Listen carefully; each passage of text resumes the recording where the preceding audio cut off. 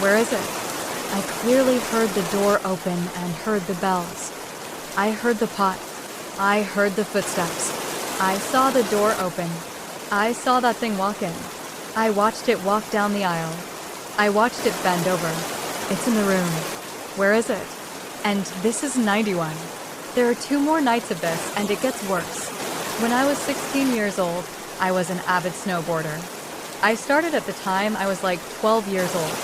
I used to always go snowboarding with the same 2 guys, my 2 very close friends, Wolf and Nick. Every winter, me, Nick, and Wolf would go up to Nick's family's cabin that was up in the White Mountains in New Hampshire. Just snowboard, and it was great. Every time we went up to this cabin in New Hampshire, it would be me, Wolf, Nick, and then Nick's mom and dad. Unexpectedly, leading into my 16-year-old winter, Nick's father passed away. We were actually planning on going on a trip to the mountains that winter, and I remember speaking to Wolf and being like, I don't know if it's even appropriate to ask about this trip, because we knew that Nick was very close to his father. And not to mention, like every time we went on this particular, trip up to the mountains, Nick's dad was always with us. And it just seemed like, how can we possibly now go on a snowboarding trip? Not only is it a low priority item, but just, the dynamic is all different now. Nick called us and was like, hey, so we are still going to do the snowboarding trip to the cabin in New Hampshire. And so, Wolf and we spoke and we were like, let's just go with it. I mean, maybe they want to do something maybe it's a fond memory of their father, their husband. And so we agreed to go. So he passes away maybe a few months before we end up going up to the mountain.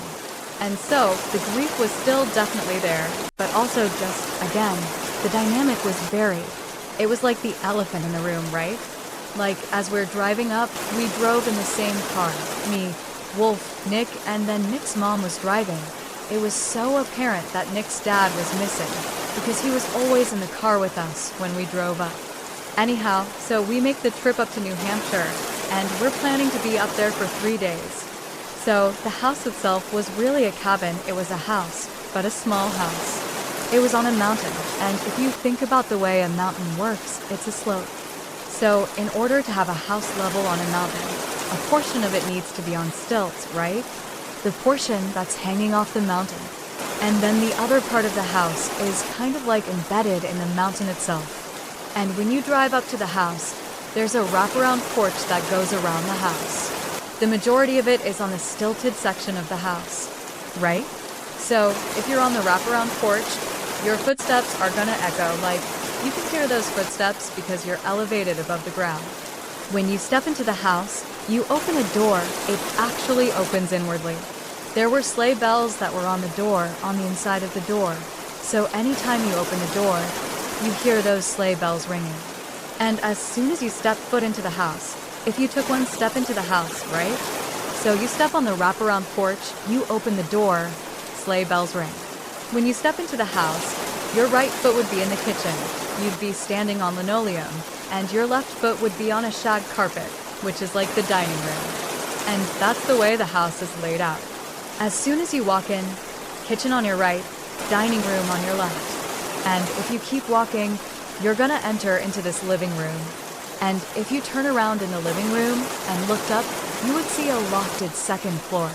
If you walk into the house, again, your right foot's in the kitchen, your left foot's in the dining room, and you walk as if you were going into that living space, but stopped about halfway across the house.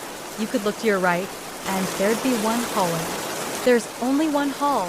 It's a small house. And this hallway is bringing you, call it, into the mountain. If you think again about the layout of the house, you have a portion of the house that's sitting in the mountain, and a portion of the house that's on stilts.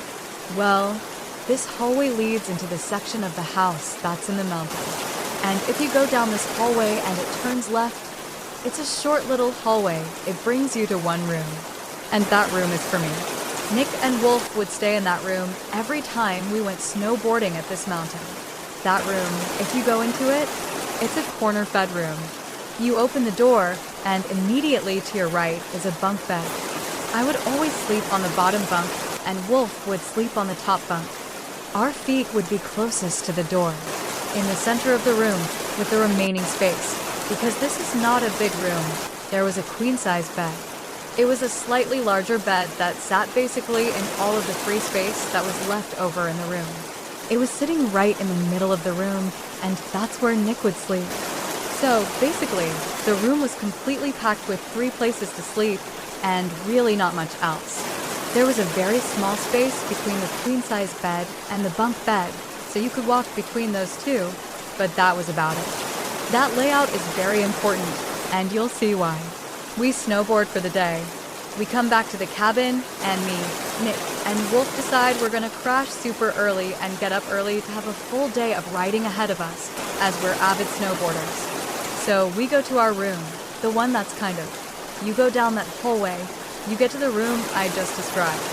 We planned on going to bed early, but we were excited, and so we stayed up gaming for a bit. And then maybe around like 11 or 12 o'clock at night, Nick, who again is in the queen-size bed, and then Wolf, who's in the top bunk, they both totally fall asleep.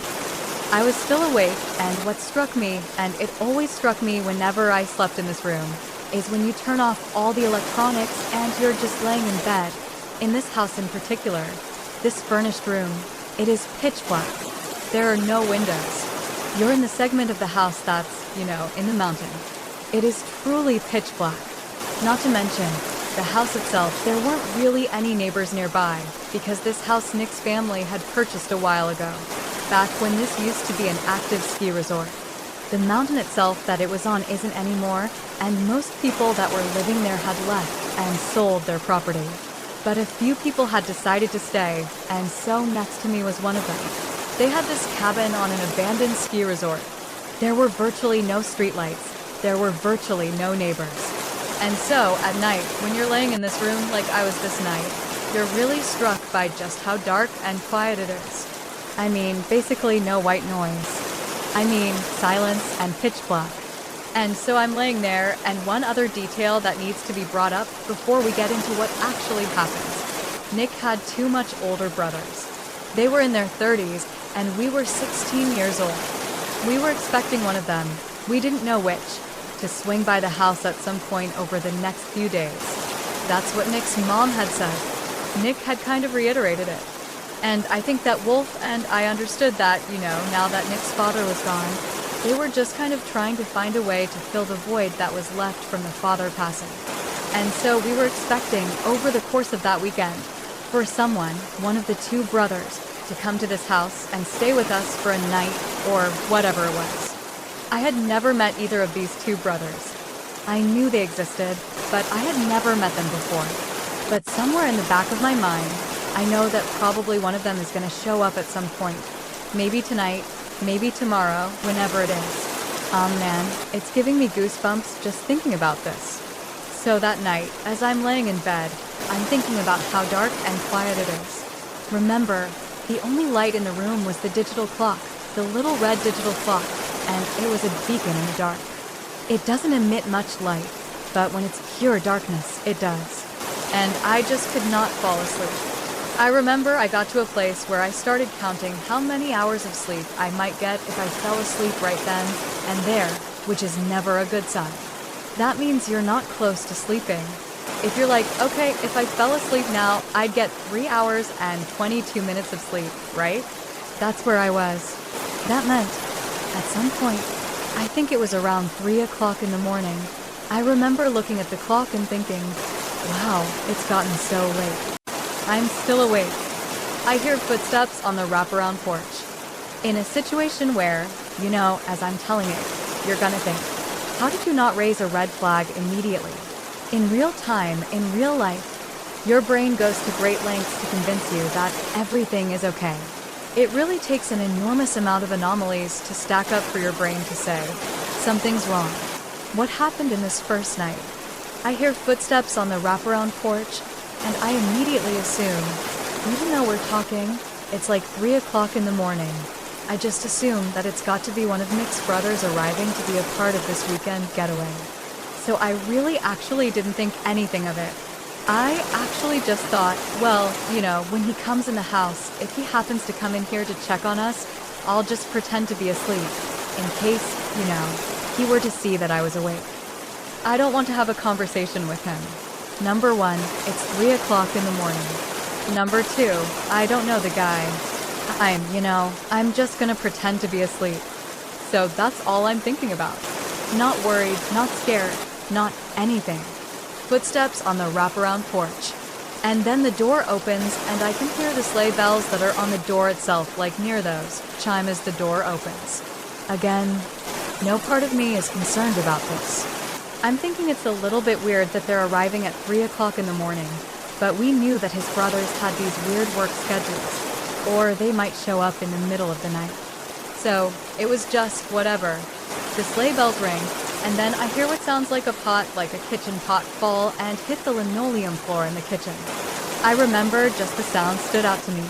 It just seemed like this person's kind of making a bit of a commotion in the middle of the night here. And the door didn't shut. And I noticed that. I figured they were maybe bringing their stuff in. They're offloading some stuff. They're leaving the door open. Just thinking about this, it's really making me feel uncomfortable. So I hear the footsteps on the wraparound porch, the door opens, I can hear the sleigh bells, a pot falls and hits the linoleum floor. The footsteps that I could hear on the wraparound porch, because it's on stilts, right, like the porch is hovering over the ground. You can hear those footsteps. Well, when they swing, these footsteps continued into the house, where you're on a concrete slab. And there should be no sound, like I shouldn't hear echoing footsteps. It sounded like it was on the wraparound porch still, but the noise was getting closer to me. So it was like the footsteps sounded totally natural out on the wraparound porch. But once they were in the house, it didn't really make any sense that I could hear them, as if the footsteps were standing on something that was suspended off the ground. But it wasn't. You're in the house on a concrete slab.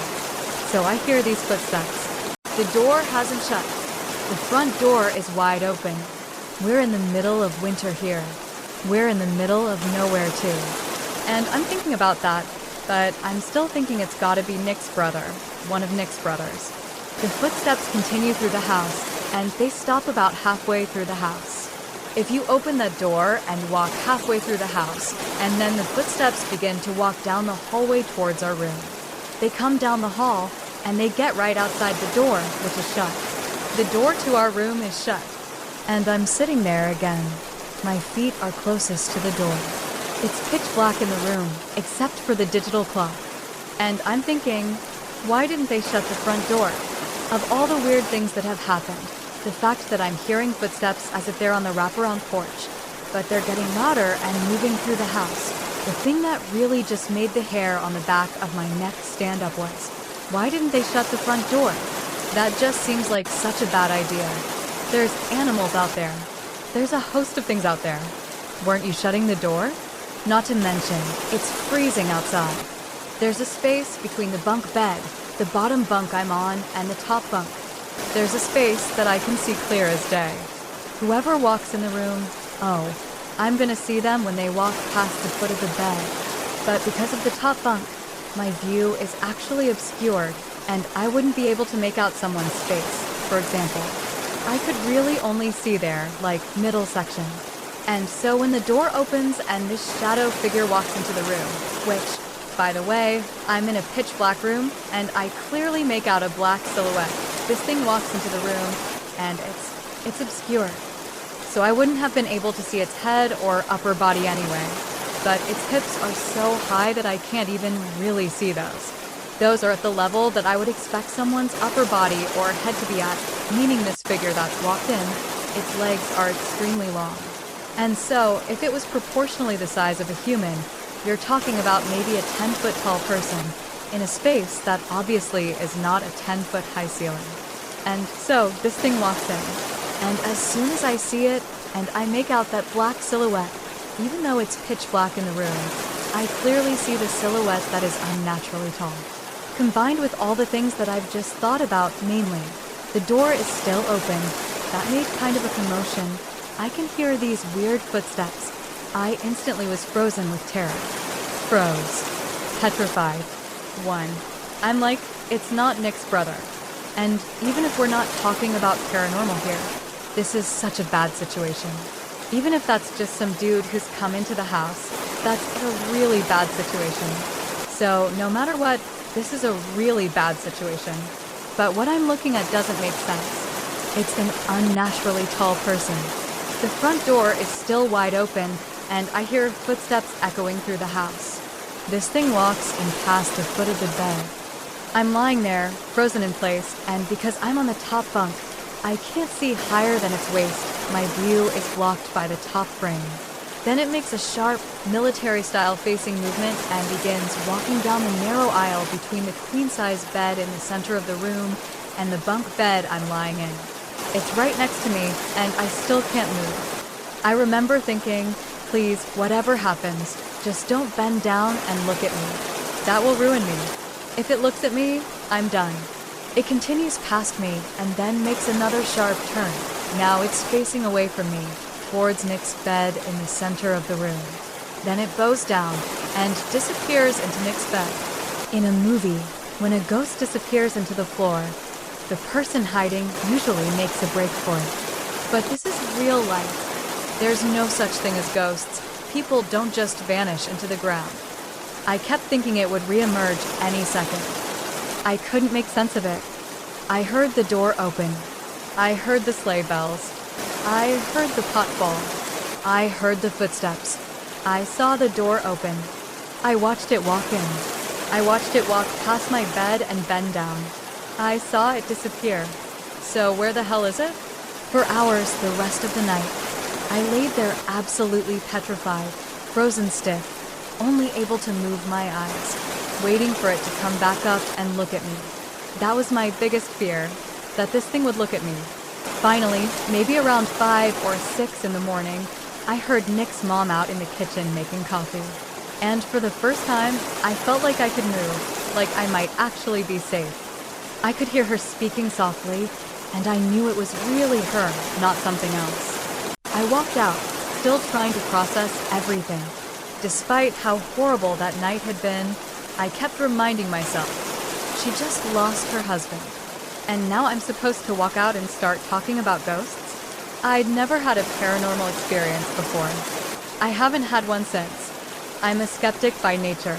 And now I'm supposed to talk to this grieving woman about something I barely understand? She poured me a cup of coffee and sat with me. She knows me well and could clearly see something was wrong.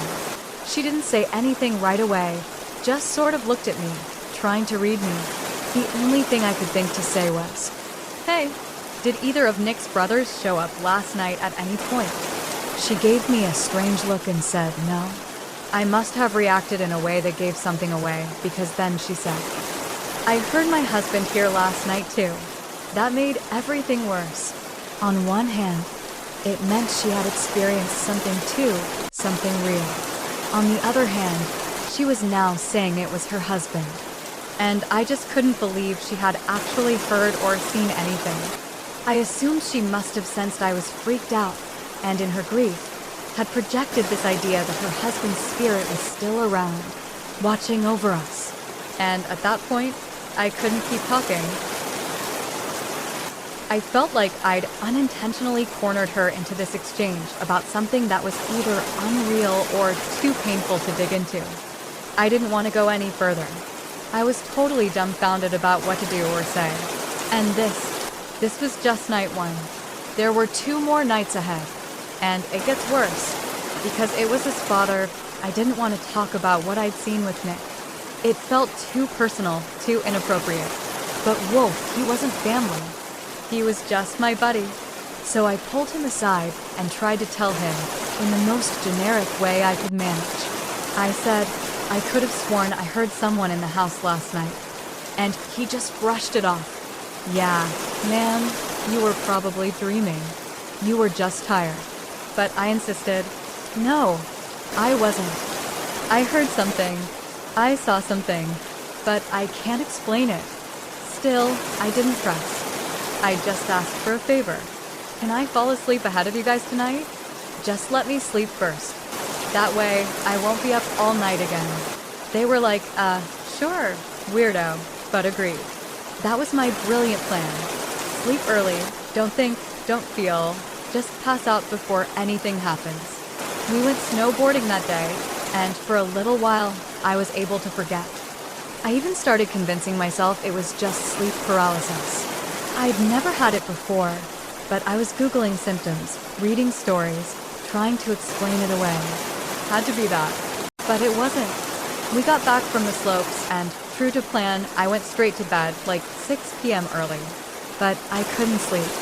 All I could think about was the night before. Eventually Nick and Wolf came in and tried to stay quiet, trying to let me drift off, but the longer it went, the more restless I got. Then it was midnight, then 1 a.m., then 2. Finally, they gave up and went to sleep. And I was still awake. I was so mad at myself. Why couldn't you just fall asleep? Now it's the middle of the night again, and I'm alone. Again.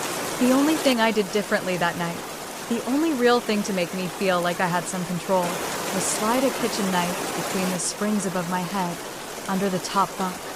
It was stupid, but it made me feel like I had something. Then, around 3 a.m., the exact same time, I hear it. The footsteps, on the wraparound porch. Same cadence, same weight. I freeze. And then, the sleigh bells. Then, the pot falling in the kitchen. The same exact sequence as the night before. I wanted so badly for it to be one of Nick's brothers playing a prank. But then the door creaks open. The footsteps come into the house. And this is the part where, if this were a movie, the protagonist would grab the knife, roll to the side, and prepare to fight. But in real life, I was frozen. Not just physically, primally. This was a level of fear I didn't know existed. I was drenched in sweat, staring at that knife like it was a million miles away. My heart was thudding so loud I thought it would give me away. The footsteps got closer and closer. Forget the ghost thing. Imagine you're alone in a house in the middle of nowhere and a stranger is walking toward your room in the dark. That's terror. That's what this was. Then, the door opens. It walks in. Same as the night before. Military-facing movement. It walks past my bed, walks down the aisle between me and Nick. I keep thinking, please don't turn. Please don't bow down into me. Please, God. It turns away from me. And just like the night before, it goes into Nick's bed and disappears. Again. But in real life, ghosts don't vanish. There's no cut to credits. There's no logic. So I just laid there again, wondering, where is it now? Under my bed? Behind me? Still here? All night I laid there, frozen. Another night with no sleep. When I finally heard Nick's mom in the kitchen again, her voice, the clinking of cups, it was like I could breathe for the first time in hours. I didn't care about being polite anymore. I didn't care if it sounded crazy. I went straight to her and told her everything, every terrifying detail. And the way she looked at me, it wasn't shock. It wasn't disbelief. It was empathy. Like she felt bad for me. Like, I just didn't understand. I'm telling her this story, almost shaken, and when I finish, she just says gently, "John, I told you yesterday. I heard it too. I heard him last night too. That's just my husband." And I was like, but I expected something to happen, but this was not the case. This night, it walked into the house. Everything was the same.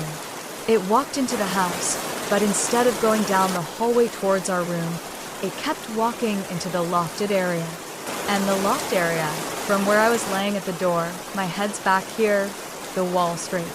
If I sat up in bed and looked straight, the wall right there led into the area where this thing was. So I'm basically, if there wasn't a wall, I'd be looking dead at this thing, and I'm waiting for it to walk through the wall. As crazy as that sounds, I'm just anticipating something coming through the wall.